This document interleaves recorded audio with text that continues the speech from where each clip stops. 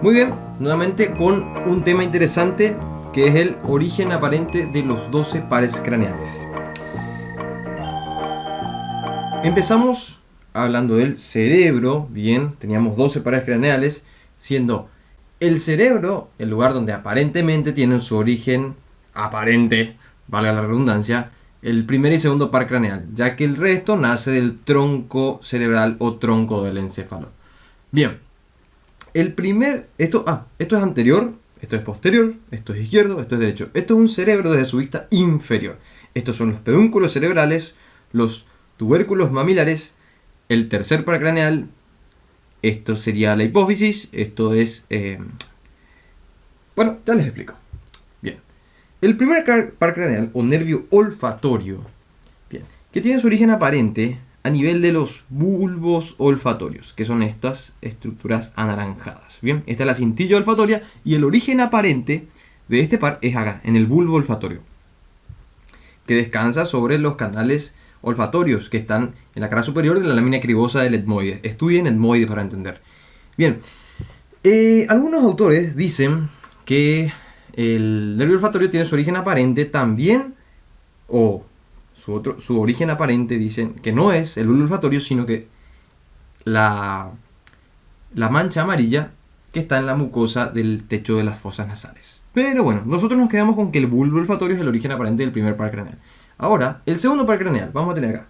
Esto es la vista posterior. Imagínense que la vista posterior del polo posterior del globo ocular derecho. Bien, ¿qué nos dice que es el origen aparente del segundo par craneal o nervio óptico? Ahora sí, vamos a hablar del nervio óptico. Dice que el origen aparente del nervio óptico es 3 centímetros por fuera, por dentro, 3 centímetros por dentro, 3 milímetros por dentro, 1 milímetro por debajo del punto central del polo posterior del globo ocular. Y ahí nada, tiene su origen aparente el segundo par craneal o nervio óptico. Bien, con ese nos quedamos nosotros, pero vale la redundancia, les digo también, que algunos autores consideran que el ángulo antero-externo del quiasma óptico, antero-externo, esto es externo, esto es la línea media, por eso esto es externo. Bien, el ángulo antero-externo, que sería esta zona, es el origen aparente del segundo par craneal. Lo mismo de este lado, anterior y externo, Pero bueno, nosotros nos quedamos con esto. 3 milímetros por dentro, 1 milímetro por debajo del punto central del polo posterior del globo ocular. Es tan difícil como decir esternocleidomastoideo, pero jamás importó. Bien, pasamos a la siguiente diapositiva. Ahí está. Esto es un tronco cerebral o tronco del encéfalo. Vamos a acordarnos que el encéfalo está constituido... El encéfalo es todo lo que está dentro de la cavidad craneal, ¿sí? Bien, el encéfalo consta del tronco cerebral, que es esto, acá del cerebelo y del cerebro, ¿sí? Cerebro, tronco cerebral y cerebelo. Bien, acá vemos mesencéfalo, protuberancia y bulbo raquídeo o médula oblonga. Mesencéfalo, protuberancia o puente de Barolio y bulbo raquídeo o médula oblonga. Bien, vamos a un esquema más lindo que este. Mesencéfalo, protuberancia y bulbo raquídeo. Vamos a hablar de mesencéfalo. Pero para entender, antes de hablar de mesencéfalo, hay que entender bien por lo menos la cara anterior del tronco cerebral para entender el origen aparente del tercero hasta el 12º par craneal. Así que por eso les describo esto brevemente. El mesencéfalo tiene, o sea, el tronco cerebral en sí, cada una de las estructuras, tanto el mesencéfalo como la protuberancia y como el bulbo, tienen para su estudio una cara anterior, una cara posterior y dos caras laterales, derecha e izquierda. Bien, acá solamente vamos a ver la cara anterior y del bulbo después vamos a hacer lo esquemático y vamos a ver las caras laterales. El mesencéfalo tiene dos eminencias o dos prolongaciones, que son los pedúnculos cerebrales, acá pintados en gris.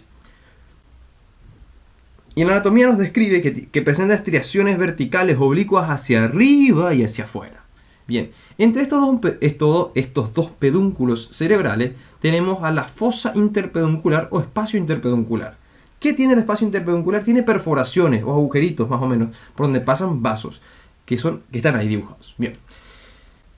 pasan vasos y vasos sanguíneos. Eso se llama sustancia perforada posterior. Después tenemos a los tubérculos mamilares, que son parte del cerebro y no nos importan. Así que tenemos pedúnculos cerebrales y espacio interpeduncular.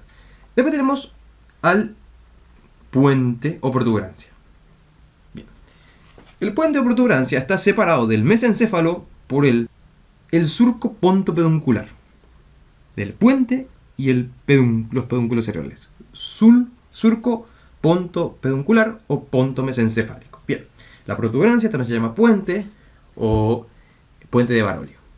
La protuberancia es un rodete abultado, alargado transversalmente, que presenta estriaciones transversales también. ¿Sí? Presenta para sustituir una cara anterior, una cara posterior y dos caras laterales. La cara anterior es la que reposa sobre el clivus o la porción basilar del occipital, en su cara endocraneal, obviamente. Y las dos caras laterales, que son esta y esta. Esta línea que está acá solamente la puse para diferenciar la cara anterior de la cara lateral. Y en la cara posterior se relaciona con el cerebelo, justamente. ¿Ven? Acá está el puente y acá está la cara posterior, se relaciona con el cerebelo. Ya. Tiene entonces, es un rodete abultado, alargado transversalmente, que tiene en su parte central o media al surco basilar donde se apoya la arteria basilar. Bien, pero no nos importa ahora. Surco basilar. Ahora vamos a hablar de bulbo raquídeo o médula oblonga.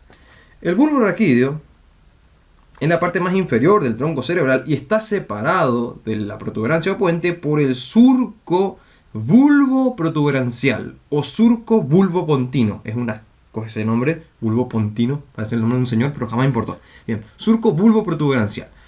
En la cara anterior de este bulbo raquídeo encontramos el surco medio anterior o fisura media anterior, que es continuación de la fisura media anterior de la médula espinal. Bien.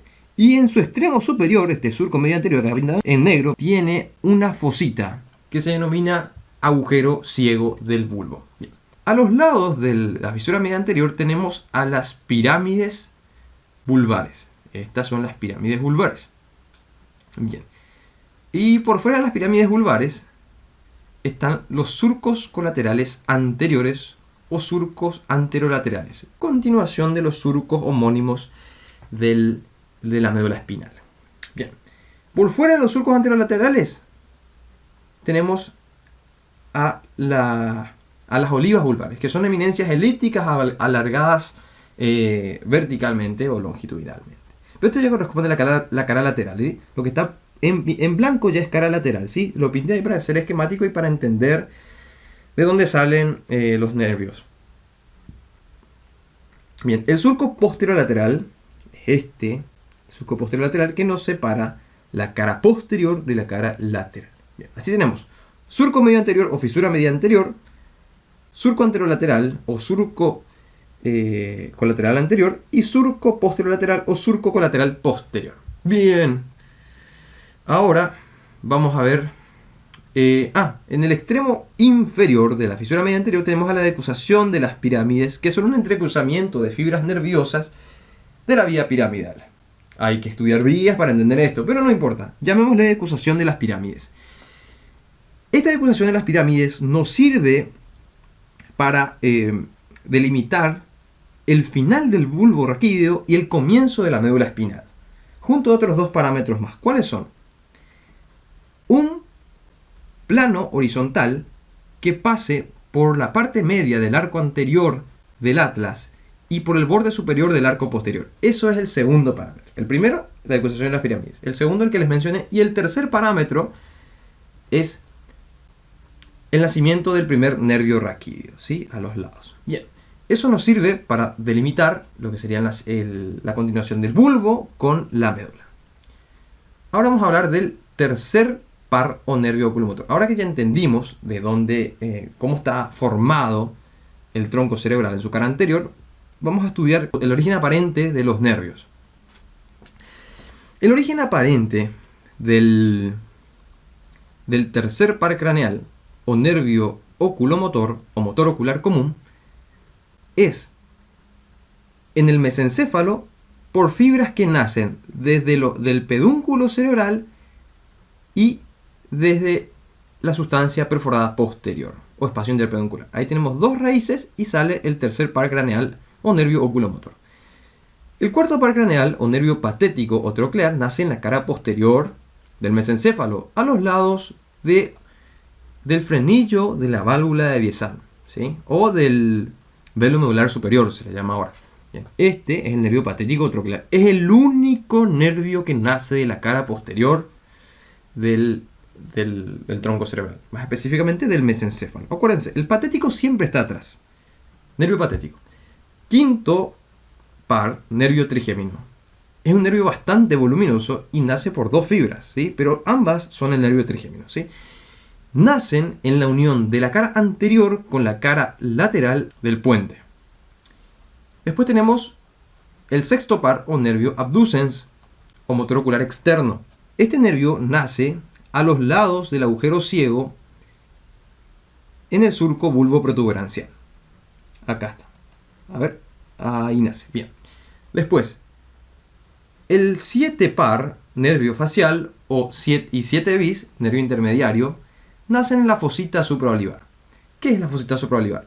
A los lados del agujero ciego o de la fosita que está en el extremo superior de la fisura media anterior, se encuentra por fuera y por debajo las olivas vulvares. Entonces lo que está por encima de la oliva se va a llamar fosita supraolivar. De esta manera decimos que el séptimo par craneal o nervio facial nace a nivel de la fosita supraolivar, ¿sí? Ese es su origen aparente.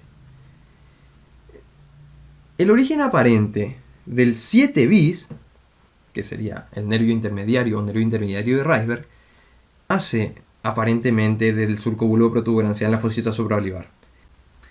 Después tenemos el 8 par o nervio vestíbulo coclear, que nace por fuera del 7 bis o intermediario de Reisberg. El noveno par nace en el surco posterolateral o colateral posterior, por encima del 10, y justamente el 10 nace por debajo del 9, vale la redundancia. Décimo par, nervio neumogástrico o nervio vago, nervio más largo de los nervios craneales.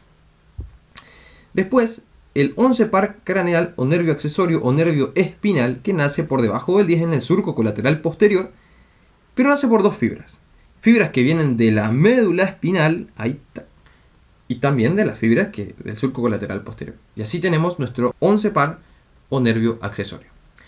Y por último, el 12 par, nervio hipogloso, que nace, el único que nace del surco anterolateral o colateral anterior. Nace por 10 a 12 fibras que se juntan y constituyen un solo nervio, el nervio hipogloso.